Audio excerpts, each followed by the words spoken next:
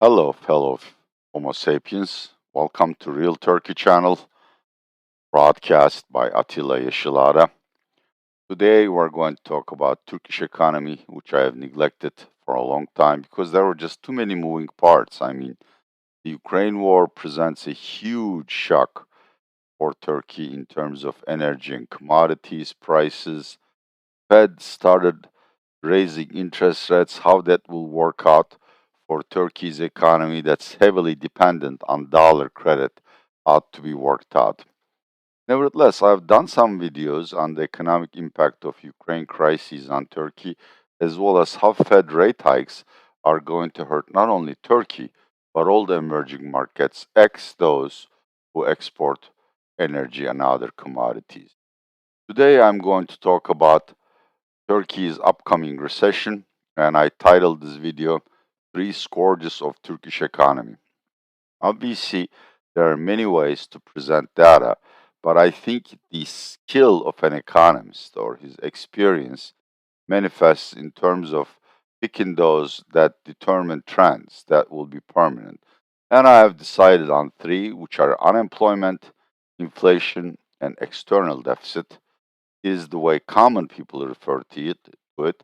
We economists, being smarter than everyone, call it the current account deficit. But before I start, and this is a personal thing, you may disagree with me, but I'm going to have a moment of silence with all the fellow humans in Ukraine who are losing their lives and their loved ones as well as their property because of this useless, pointless, vicious, and ruthless war. Okay, back to the subject. Okay, to give you some context, if the numbers are to be believed, Turkish economy had an outstanding year. Real GDP, that's real national income, rose by 11% in a single year, which should have made all of us richer, but that's not true. However, recent data showed that Turkish economy is decelerated in the first quarter of the year. Also, forecasts by institutions like Fitch, World Bank, IMF, etc., propose that the economy's growth will decline to 2% to 3.5%. So, from 11% to, let's say, on average, 3%. This is not a recession, but it's a massive deceleration. It's not going to make people poorer, but they're going to suddenly start wondering, I was making my last money last year. Why am I not making any this year? Why, after such a stellar year, Turkish economy is slowing much faster than what would anticipate from the natural course of events? Well, as I've said, first of all, Ukraine war, Turkey imports all of its hydrocarbon needs, as well as a lot of commodities from junk steel to wheat and grains to oil seeds, as well as special parts for cars, etc., etc. So suddenly the Ukraine war accelerated the terms of trade shock, the things that we imported, which are necessary for the functioning of the economy, have become much more expensive in dollar as well as in TL terms. Fed, of course, is a major problem. At the beginning of this week, the futures markets were pricing a 200 basis point rate hike throughout 2022. Remember, Turkey will have to borrow at least $200 billion a year, borrow or refinance maturing loans, and 65% of that number is strictly in dollar terms. So, as Fed raises interest rates, the amount of interest Turkish companies, banks, and the treasury will have to pay in dollar terms increases, which of course leaves less money in the budget and makes credit more expensive in Turkey. But let's face it, we all receive shocks. Personal shocks, job shocks, pandemic shocks, but most of us are resilient. We survive. Turkey suddenly collapsed to its knees because of these shocks. Why? because our president, Mr. Erdogan, insists on employing insane economic policies. And honestly, if you want to just scroll down the videos I've made over the 4 years, you will see so many examples of Mr. Erdogan going completely off the deep end, such as lowering interest rates at a time when led by Fed, the entire world is raising interest rates. Moreover, the current deposit rate is 17%, whereas inflation is 50% according to official numbers. So imagine a situation where you have been sickened either by anemia, some recent disease, and suddenly you are hit on the road by another passenger or by a car. Your chances of dying are much higher simply because your body is not healthy. That's the situation Turkey is in. But let's look to the future. The economy is really suffering. As I've said, the consensus forecast for this year's growth is roughly 3%. That's in real terms. But I'm afraid we will experience a recession. And I have distilled the problems of Turkish economy under three headings to make it simpler for me to explain and for those of you who are not economists to understand.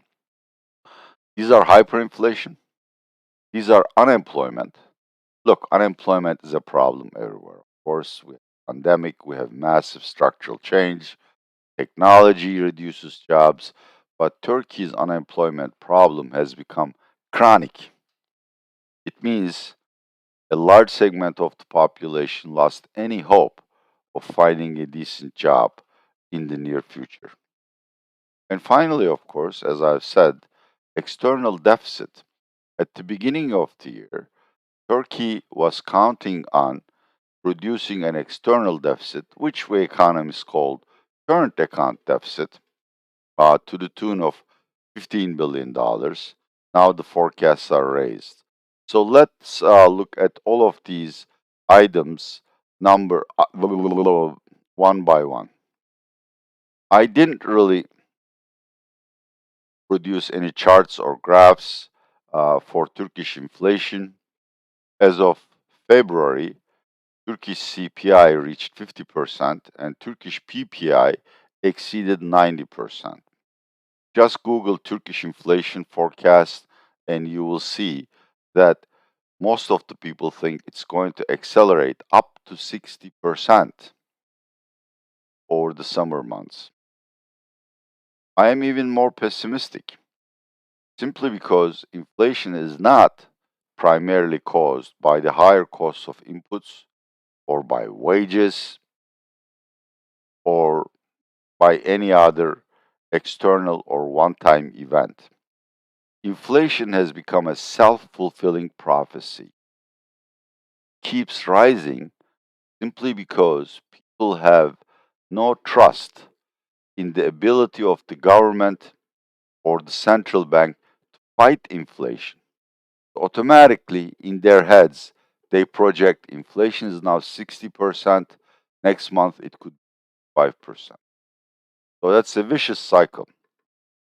And I can tell you with some confidence that we're going to end up in hyperinflation, defined as 100% or more inflation. In fact, if you ask the people in public surveys about their perception of inflation, it's already up to 75%. Today, one of the major Turkish labor unions, Turkish, has published its own report on food inflation, and over a year it rose by 70%. So hyperinflation, why a major problem? Look, when inflation is rising so fast, there is no way my income is keeping up with it. So I become poorer. That's also a problem in the United States. Headline inflation is 7%, but wages are growing something like 5%. That means workers are becoming poorer. And when we become poorer, consume less. Start with luxuries, discretionary items, and cut it to the bone to the extent that you even buy cheaper food. That's happening in Turkey across the nation.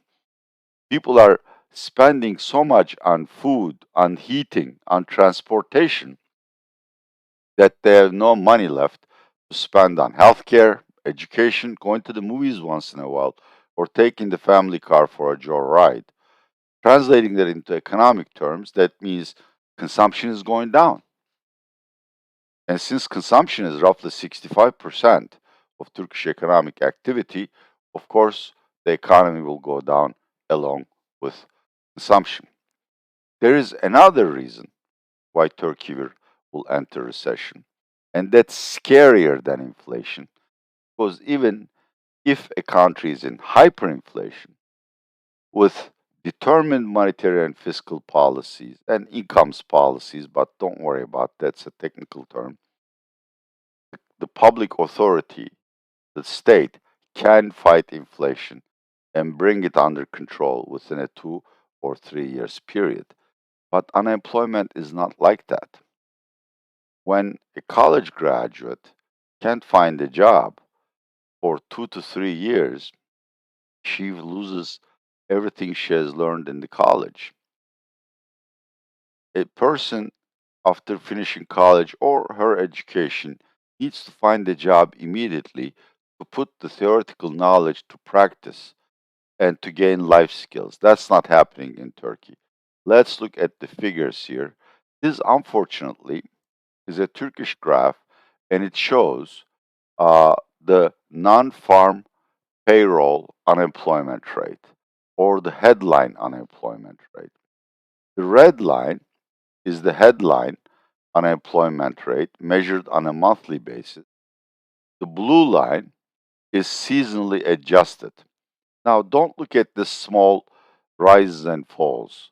Look at how low it was in 2012, how low it was in 2018, and look at now. I mean, this massive range of mountains towards the right hand of the chart shows the pandemic effect, but even now, when the pandemic is more or less under control and the Turkish economy is registering 11% growth, which is outstanding, unemployment is still rising. I'll give you scarier figures, which I couldn't replicate because the website of the official stats agency, Stat, just doesn't work. But a better measure of unemployment is youth unemployment because they are the most vulnerable section. And youth unemployment through 2021 ranged 22.5%. That's almost one out of every five young men or women who wish to work, who are looking for jobs, can't find them. Can you imagine what a waste of national resources and personal lives that is? And since this has been going on for 3 years, these people have lost all of their theoretical knowledge. Now they'll have to be satisfied with a job that pays much less, and that's certainly not worthy of the education they have gained. Another figure, which also the United States Labor Department collects, is the broad-based unemployment. I think it's called U13. In the United States, it's something like 8%. I may be off by a percentage point or so, but in Turkey, that's 24.4%. That means one out of every person who is willing and able to work is either unemployed or working part time, though she wishes to work full time, or she is definitely interested in finding a job, but after searching left and right and sending applications, resumes for a long time, she just gave up. So that's the excess labor supply. Out of an active labor force of 33 million people, roughly 9 million are either unemployed or can't get enough hours to feed themselves or their family. Clearly, that's also a problem for economic growth simply because unemployment people spend less. Of course, most of them get some kind of welfare aid from the government, very minimal, but probably starvation is not the problem. But you're not going to be able to buy a car. You're not going to be able to refrigerator or your TV on the blink. So once again, consumption goes down. When consumption goes down, economic activity slows. This is to me is the scariest problem because you can't really cure unemployment. I mean, I'm 60 years old. I still have to work because of inflation in my savings. And if I'm unemployed now, if no one watches this YouTube channel, there's no way I can find another job because I have only a certain set of skills. I can't do metaverse or TikTok twerking after this age. So once you're unemployed after a certain age, you're forever unemployed, which means the number of productive people go down or don't increase enough, and when you can't produce, you can't consume. Finally, external deficit or current account deficit, that's where all of the problems manifest themselves. Here, it may be difficult to read, but I have listed three sources that show how Turkey's current account deficit forecasts have been raised within a month. Uh, at the beginning of the year, according to Ahval News, which is reported from um, Reuters, the consensus estimate for external deficit was 29 billion. Last week, Goldman came up with an analysis which raised it to 32 billion pressure dollars. ING talks about upward pressure, but as much as I scrutinized the entire report, I couldn't find a figure. If you consider me a trustworthy figure in terms of reporting views of Turkish economists, they expect at least $40 billion, and depending on the tourist season, how poor it fares, probably $45 billion. Now imagine at the beginning of the year, the government, as well as the private sector, made their plans to find financing work for an external deficit less than $20 billion. Government's official forecast was $18 billion. Now it's up to $40 billion. And everybody's scratching their head. How am I going to finance that? Where am I going to find the dollars to buy the goods and services that not me, but the economy needs? Remember, Turkey has a single B rating, which is like right above Russia. Really bad. And last week, Turkish Treasury paid 8.6% per annum dollar interest rate when it issued a 5-year dollar bond. In the United States, the 10-year American government bond yield is only 2.5%. So there are two possibilities here. A, foreign lenders will no longer trust Turkey with their money, in which case we won't be able to finance the current account deficit, and then everybody will go to the Central Bank of Turkey asking it to provide them with dollars so they can pay for vital imports. And let's look at what's happening to the Central Bank of Turkey's reserves. These are gross reserves, which is the valid criteria in terms of central bank's ability to supply the private sector with foreign currency when needed. You see, the gross reserve figure is the red line. It's declining very rapidly. I'm sorry, the gross reserve figure is the blue line, declining rapidly, but it includes gold holdings of the central bank, which cannot be sold in the market.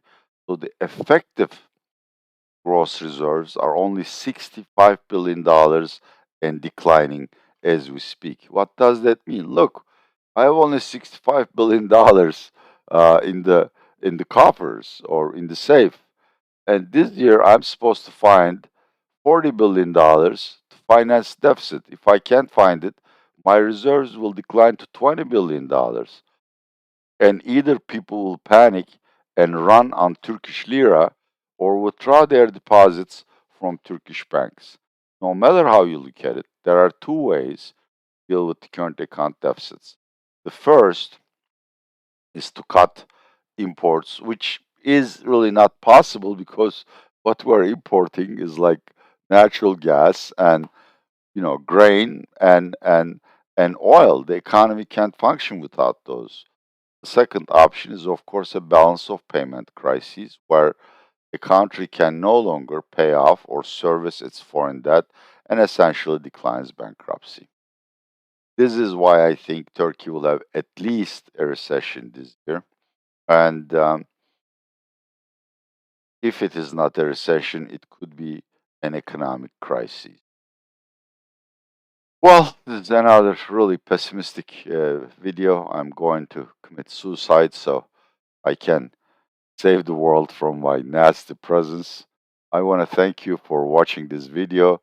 I don't care if you subscribe, but if you like it, share it with someone who might care about Turkey. And after all, stay healthy. And if you're in Ukraine, God bless you.